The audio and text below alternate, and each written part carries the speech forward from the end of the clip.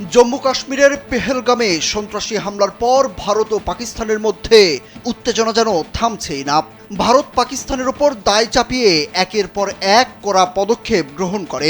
পাল্টা জবাবে পাকিস্তানও ভারতের সবকিছু বন্ধ করে দেয়।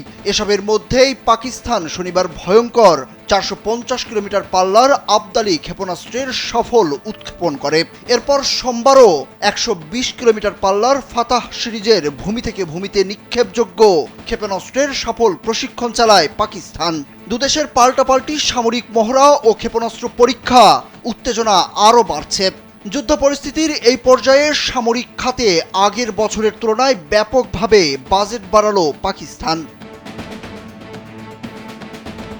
জানা গেছে, আগামী বাজেটে দেশটির প্রতিরক্ষা খাতে 18% অর্থাৎ 2.5 ট্রিলিয়ন রুপিরও বেশি বরাদ্দ বাড়ানো হয়েছে। পাকিস্তানের নতুন অর্থবছর শুরু হবে আগামী 1 জুলাই থেকে। তবে তার আগেই জুনের প্রথম সপ্তাহে বাজেট উপস্থাপন করতে যাচ্ছে দেশটির পার্লামেন্ট। ইসলামাবাদ ভিত্তিক সংবাদ মাধ্যম দ্য এক্সপ্রেস ট্রিবিউন এসব খবর জানিয়েছে।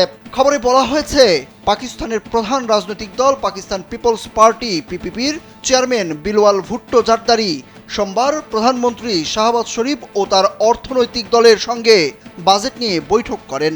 বৈঠকে পিপিপি বাজেটের খসড়া ও প্রতিরক্ষা খাতে বরাদ্দ বৃদ্ধির বিষয়ে তারা সম্মত হন। দ্য এক্সপ্রেস ট্রিবিউন জানিয়েছে, দ্বিতীয় সর্বোচ্চ বরাদ্দপ্রাপ্ত খাত প্রতিরক্ষা।